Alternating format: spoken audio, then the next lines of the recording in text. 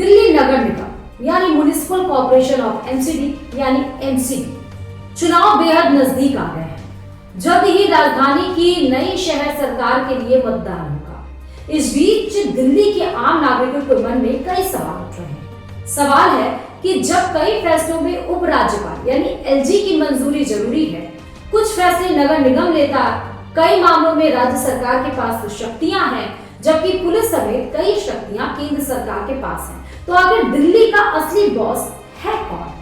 नमस्कार, आप देख रहे हैं दैनिक भास्कर डिजिटल। मैं हूं श्रुति श्रीवास्तव। दरअसल दिल्ली में अगर किसी पार्क के पेड़ों की छटाई भी करवानी है तो इसकी अनुमति परमिशन पहले दिल्ली सरकार के वन विभाग से मिलती है, फिर जाकर एमसीडी वाले पेड़ की छटाई कर सकते हैं। दिल्ली के पूर्ण राज्य नहीं होने से दिल्ली वालों को प्रशासनिक समस्या से जूझना पड़ता है।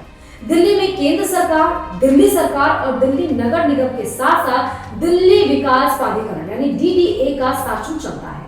पूर्ण राज्य का दर्जा न होने की वजह से दिल्ली नगर निगम को केंद्र सरकार उपराज्यपाल के माध्यम से चलाती है।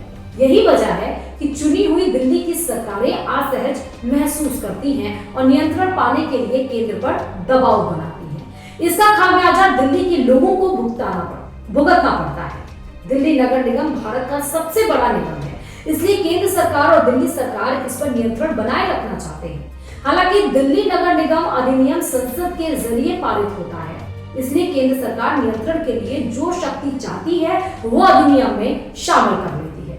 दिल्ली नगर निगम आर्थिक रूप से स्वावलंबी नहीं है, इसीलिए अनुदान, आर्थिक सहायता और लोन के लिए उसे केंद्र और दिल्ली सरकार की तरफ देखना पड़ता है। राष्ट्रीय राजधानी दिल्ली की सरकार के पास दिल्ली पुलिस नहीं है, लेकिन नई दिल्ली नगर परिषद और दिल्ली छावनी को छोड़कर प्रशासनिक रूप से पूरी दिल्ली दिल्ली सरकार का कार्यक्षेत्र मानी जाती है। दिल्ली में जब विधानसभा नहीं थी तब समितियों का कार्यकाल ज्यादा रहा। समितियों का फोकस दिल्ली सरकार को अधिकार दिलाना था, इसलिए समितियों ने दिल्ली को विधानसभा देने की पेशकश की। कई समितियों ने दिल्ली के अधिकारों को लेकर अपना अपना मत दिया। लैंड सर्विसेज और लॉ एंड ऑर्डर अभी केंद्र सरकार के पास ही है। वित्त आयोग ने वक्त वक्त पर खस्ताहाल निगम को उबारने के लिए कई पेशकश की। क्षेत्रफल की दृष्टि से दिल्ली नगर निगम विश्व में सबसे बड़ा निगम है, लेकिन जनसंख्या की दृष्टि से इसकी गिनती टोक्यो के बाद होती है।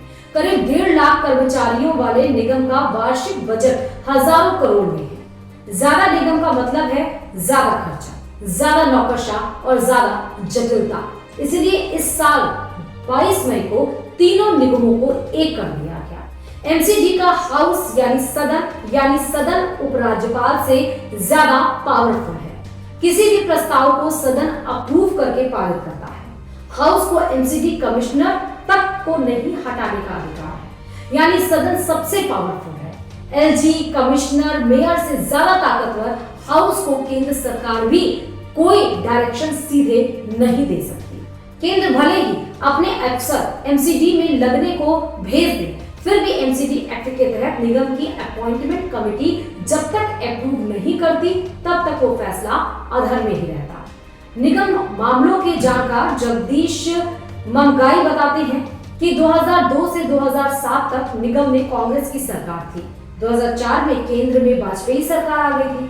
तब दिल्ली में तत्कालीन एलजी विजय कपूर और दिल्ली सरकार की मुख्यमंत्री शीला दीक्षित में तकरार चलती थी, लेकिन एमसीडी में उस वक्त दोनों कोई खास दखल नहीं दे पाए। एमसीडी ने अपने तरीके से काम किया। साफ है कि दिल्ली सरकार से उलट किसी भी फाइल को एमसीडी को, एलजी को भेजना जरूरी नहीं। हाउस की प्रोसीडिंग के दौरान ये पाया गया कि मेयर के हाउस में आते ही कमिश्नर खड़ा हो जाता है। मेयर या महापौर कमिश्नर को अपने पास तलब कर सकता है। हालांकि प्रशासनिक और आर्थिक शक्ति कमिश्नर के पास है। निगम के अधिकारियों की पोस्टिंग, ट्रांसफर और अपॉइंटमेंट कमिश्नर करता है, यानी सदन की बनाई नीतियों को पालन कराने का काम कमिश्नर करता है। सदन प्रस्ताव करता है और निर्देश देता है, क्रियान्वयन का काम कमिश्नर ही करेगा। बता दें कि हाउस कमिश्नर की हर बात को बदल सकता है। हाउस कमिश्नर को हटा सकता है, लेकिन व्यवहार में किसी वार्ड में कमिश्नर अगर वार्ड कर्मचारी ना दे तो सदन में पार्षद सिर्फ इसके लिए हंगामा भर सकते हैं। दिल्ली सरकार एमसीडी कमिश्नर को समन कर सकती है। सेंट्रल गवर्नमेंट के अंतर्गत होते हुए भी जो फाइल केंद्र को जानी है वो दिल्ली सरकार से होकर जाएगी। समिति के सुझाव पर पूरी दिल्ली को 12 जोन में बांटा गया है और निगम में पड़ने वाले 67 विधानसभा क्षेत्रों में प्रत्येक में 2 के हिसाब से पार्षदों की संख्या 100 से बढ़ाकर 134 हुई है। समिति ने मुख्य सड़कें, भवन, उप नियमों को लागू करने के काम केंद्र सरकार को दिशा निर्देश में करने का सुझाव दिया। दिल्ली नगर निगम को बांटने तथा दिल्ली सरकार का नियंत्रण बढ़ाने के पक्ष में नजर आई है। 74वें संविधान संशोधन की शक्ति और भावना के विपरीत शिक्षा, स्वास्थ्य और इस्लाम जैसे महत्वपूर्ण विभागों को निगम से छीनकर दिल्ली सरकार की झोली में डालने की पैरवी करती नजर आई। राष्ट्रीय राजधानी की दिल्ली सरकार ने भी दिल्ली नगर निगम पर नियंत्रण और पुनर्गठन के लिए कई समितियां गठित की। वीरेंद्र प्रकाश समिति दिल्ली नगर निगम को तोड़कर छोटी इकाइयों में बदलने के लिए बनाई गई।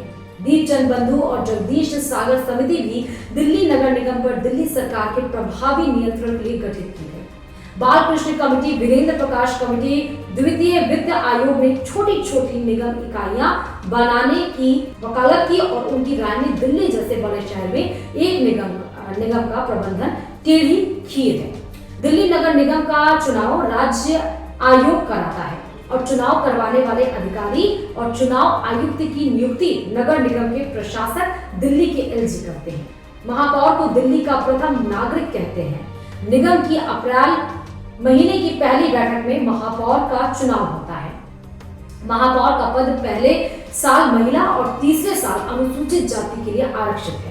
महापौर का चुनाव 250 निगम पार्षद, 10 सांसद और विधानसभा अध्यक्ष द्वारा मनोनीत 14 विधायक यानी कुल 274 मतदाता करते हैं। चुनाव कराने के लिए उपराज्यपाल एक पार्षद को पीठासीन अधिकारी नियुक्त करते हैं।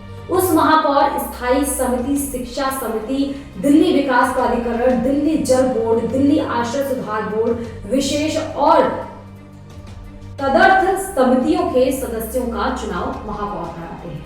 सदन की बैठक की अध्यक्षता महापौर करते हैं। स्लम अनुदान और नामकरण समिति के पदेन अध्यक्ष होते हैं। निगम सदन की बैठक की तारीख महापौर के जरिए निश्चित की जाती है। हालांकि 1/3 पार्षद लिखित में देकर बैठक की मांग कर सकते हैं। सदन में महापौर का फैसला निर्णायक होता है। उसका आदेश अनसुना करने पर महापौर किसी भी पार्षद को सदन से बाहर निकाल सकता है या फिर निलंबित कर सकता है। सदन की बैठक में प्रस्तुत होने वाले विषयों का निर्धारण वर्ष का समय महापौर निश्चित करते हैं। पद की दृष्टि से निगम में महापौर सर्वोपरि होता है। आयुक्त समेत सभी अधिकारियों को महापौर बुला सकता है।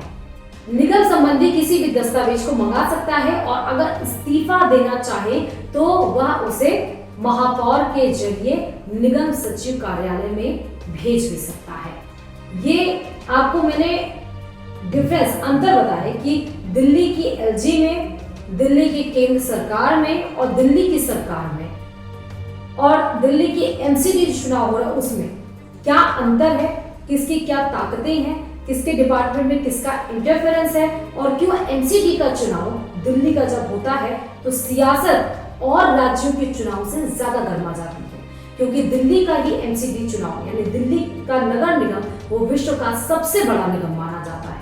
क्षेत्रफल के अकॉर्डिंगली दूसरे नंबर पे है, लेकिन बाकी सियासत के नजरिए से देखें, पावर के नजरिए से देखें तो विश्व का सबसे बड़ा निगम दिल्ली का नगर निगम है। आप अपना ध्यान रखिएगा और मुद्दों के साथ फिर से आएंगे। शुक्रिया। कैमरे के पीछे हमारे साथी अनमोल हैं।